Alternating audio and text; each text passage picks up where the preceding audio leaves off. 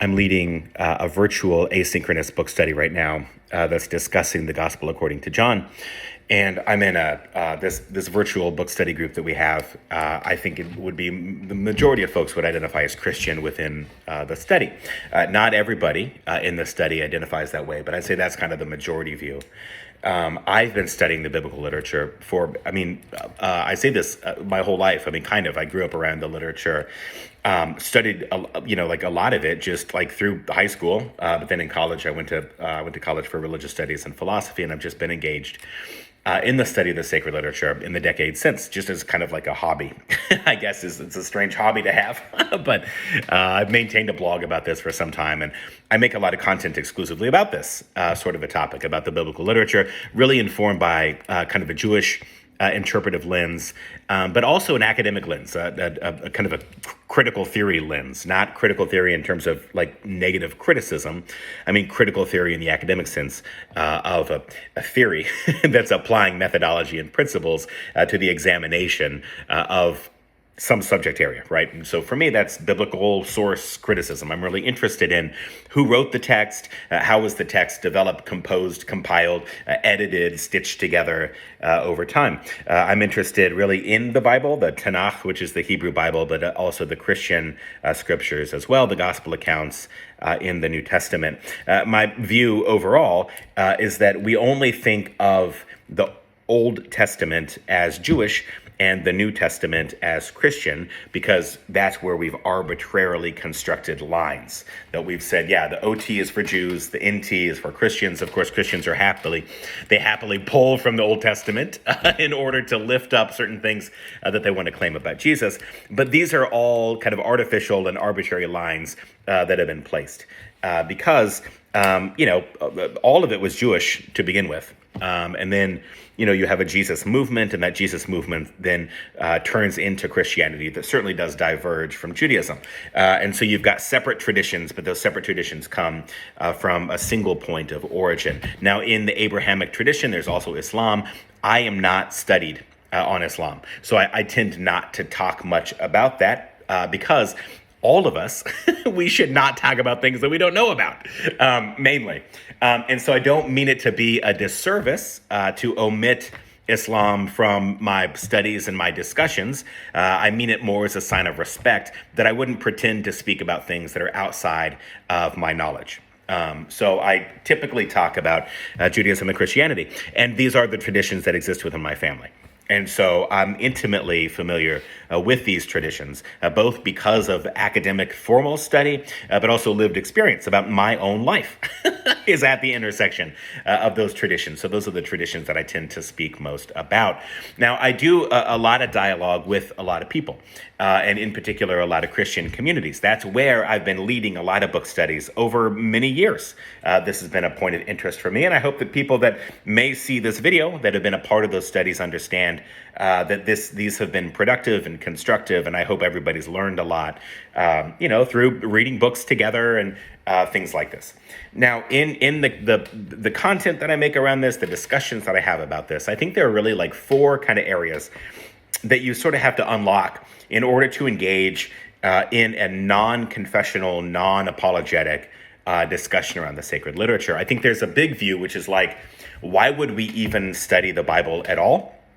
I think especially for people who are atheist or agnostic, people who are adversarial to organized religion, people who see organized religion as something that has caused only harm in the world, you might say, why don't you just put that dusty old fantasy book away? Why are we still talking about it? And that's a much longer, that you could make a whole lot of videos just on that topic in particular. My short answer to that is that there are 2.5 billion people at least who identify in some stream of Christianity globally, that the Bible is an extremely influential book, and that we have people, at least in an American context, we have people right now who are candidates for political office who seek to legislate and to educate through the Bible in the way that they interpret the text. So I think it is still relevant to know what is in the Bible, because you have a significant influence of Christian communities and the Bible even yet today in modern society. So if something is influencing society, then we ought to know what's in it, and we ought to be prepared to discuss it for exactly the same reasons that I think all of us should have a basic understanding of civics. All of us should have a basic understanding of American history, and not just a curated version of history, but a real telling of American history. The things that influence society, we ought to know some about. And so that's been kind of the short answer to why I think this type of study is good. So it's the academic framework, and it's through a Jewish interpretive framework that I typically approach the Bible, the sacred literature. So to that end, kind of the four things that I've identified. The first is just to acknowledge that religion itself is something that humans came up with. There isn't a religion in the world. If it had not been for humans, there wouldn't arise something like religion. So that, I just say that's like socially constructed. Now, that's not to cheapen it. It's not to lessen it. It just means that if there were no humans, we probably would have trees outside. But if you had no humans, there wouldn't just be churches. Okay? So I realize that's not a real innovative, insightful claim, but that's an important claim to wrap your arms around. That religion itself is something that humans have made. We have made religion in the world. And there is no single form of religion. It tends to be the case when people say religion is bad, there's some particular form of religious expression that they're remarking on. And typically, given its scope of population, typically it's Christianity. When people talk about religion, people usually have kind of a Protestantism, a Protestant idea of Christianity in mind as what they mean when they're talking about religion. That is given back to what I said, right? 2.5 billion people or whatever it is, right? And it also comes through colonialism. I mean, again, it's just the facts of the matter, right? I'm not editorializing here. I'm just saying that there was such a thing as the doctrine of discovery. There was the Pope, a papal bull, a papal decree was issued in the middle of the 1500s, the middle of the 1400s, the middle of the 15th century, that did authorize European colonizers, European Christians, to go out and to establish colonies throughout the world in order to convert or enslave or kill people who were not Christian. So that sets up, from the 15th century onward, that sets up a real global influence of Christianity. That's just the history of the deal.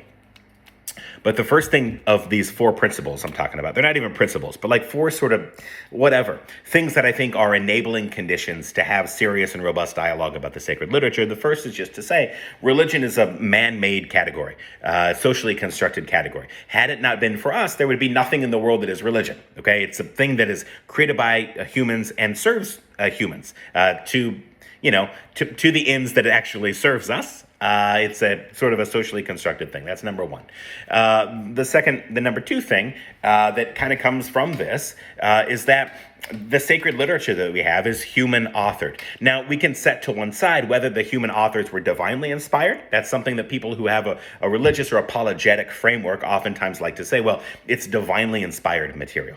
But it's human authored. So setting to one side, right, bracketing whether the humans who wrote it were divinely inspired.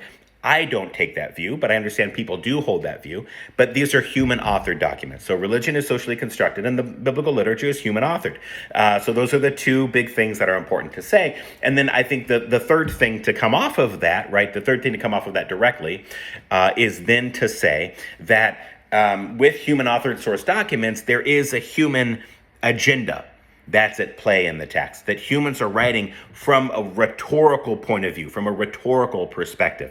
The Bible itself, this happens to be just the New Testament in front of me here, the Jewish Annotated New Testament, because I'm answering a question in our discussion group right now about the Gospel according to John. So I have my Jewish Annotated New Testament out. But this material, this does not have one point of view. There's not one perspective here. There are multiple perspectives, multiple voices from different historical periods and different contexts. So the second big enabling condition to understand is that, is this the second? I think it's the second. Am I on the second? Shit. Is that this is human authored material written from a particular point of view, and there's not one single point of view represented in the Bible. There are multiple points of view that are represented throughout the biblical literature. It's a collection of human-authored source documents that came together over about a 1,000-year period through major stages of redaction. That just is a fancy word for editing. Major phases of editing where things were removed and things were inserted and things were chosen to sort of like get in the material and things were omitted from the material. So religion is socially constructed, a man-made category. The biblical literature is human authored, so it's got a particular point of view, and each individual source has a particular point of view. The Bible as a whole does not have merely one point of view, it has multiple points of view. So from there, those enabling conditions, we get to the third enabling condition, which is to say that the Bible itself doesn't have inherent authority. It has no authority on its own. Any authority that the Bible has is an authority given to it by one of those socially constructed religious communities, right? The interpretive community, the community that is reading the Bible in a particular way, is the community that's giving the Bible its authority. So if you are at shul, synagogue, on a Friday night or Saturday morning, that community is giving a different authority to the biblical literature than a Protestant community on a Sunday morning. So the Protestant community will be giving authority to the Bible in a different way than the Jewish synagogue community the day before on Saturday morning. So that the Bible has no authority on its own and has no inherent authority. If I take this text and never read it and never interpret it, it will not control my life in any way. That's what I mean by that kind of third enabling condition. So the first is that religion is socially constructed, human, kind of man-made, human-made, socially constructed category, was kind of enabling condition number one. Enabling condition number two is that the Bible is composed of multiple human-authored source documents. It's a multivocal text. It has multiple perspectives, not merely one perspective, not merely one point of view, not merely one goal for itself. Multiple goals, multiple voices, multiple perspectives over a long, multiple centuries tradition of editing and redaction. Okay, those three so far, or two, and then the third enabling condition is that there's no authority there on its own. That the Bible, if you just set it down and never read it, it does not impact your life. It impacts your life insofar as like the current Speaker of the House claims to have a biblical worldview, and that person has a lot of power in the government. So there's indirect influence on your life in that way. But if I take my Jewish annotated New Testament and I close it up and I never go back to it, then it's not going to have any authority in my life. There's no inherent authority in the biblical literature, only the authority given to the literature by the interpretive community that's using the sacred literature in a particular way. So there are three enabling conditions that I've just laid out for you. The fourth condition then is to ask the question, is there any value here if it's not divine?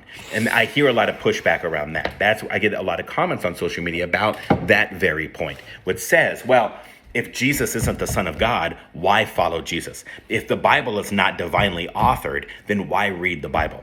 And so I think this is said by both people who are apologetic, who have some confessional stance, who have some like Christianity or religion or something. I hear people like that say it. Well, if this isn't divine, why are we following it? But then I also hear it from like atheist agnostics who are like, well, listen, it's not divine, so why would you follow it, right? So I think on both sides we say, if it's not divine, why are we paying any attention to it? And my answer there to this fourth condition is to say, well, are there values to be recovered in the literature? People will say like, well, it's just fiction. And then to which I say, well, yeah, so is Oprah's book club. But Oprah's book club is a big deal. You know what I mean? A lot of people have like regular book studies around, Oprah's picks for the month or something like this. And I don't mean to cheapen that because I don't think that's cheap. I think it's actually really, really important. I think the way that we get our communities together and discuss literature, I think is about fostering in us more empathy, fostering in us the ability to engage in close reading of text, fostering within us an opportunity to explore what our values actually are. Something doesn't have to be supernaturally divine to extract value from it. We tell our kids fairy tales. We go to the movies and watch movies like Transformers, right? There aren't real big robots. Sorry to burst your bubble if you thought there were. But we don't go and see movies like that and then say, well, that didn't matter because it wasn't real, right? It wasn't true or something like this, right? We can still find value there. So I think the fourth enabling condition is to say, for me, right, in my family, in my ancestry, I have sacred literature that has sustained a family tradition for generations.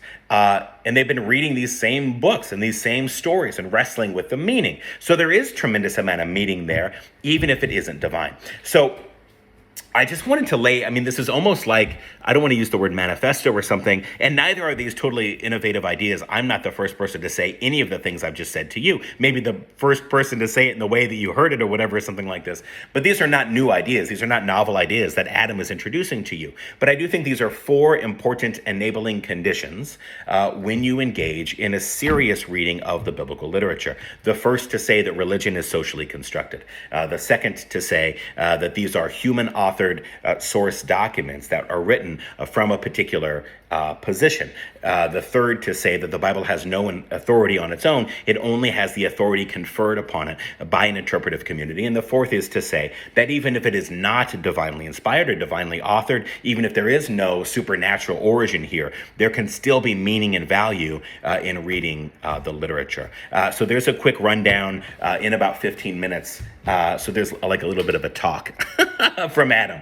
But I just wanted to share those enabling conditions with you, because I think we wrestle so much with multiple layers within the literature, and there are multiple ways to read it. And those are the 4 enabling conditions that I think are important to engage in more of an academic study of the literature that maybe is compatible with your religious tradition, and maybe it speaks against your religious tradition, but because something speaks for or against positions that we hold, doesn't thereby make them right or wrong. And so for serious discussions around the Bible, there are my 4 enabling conditions.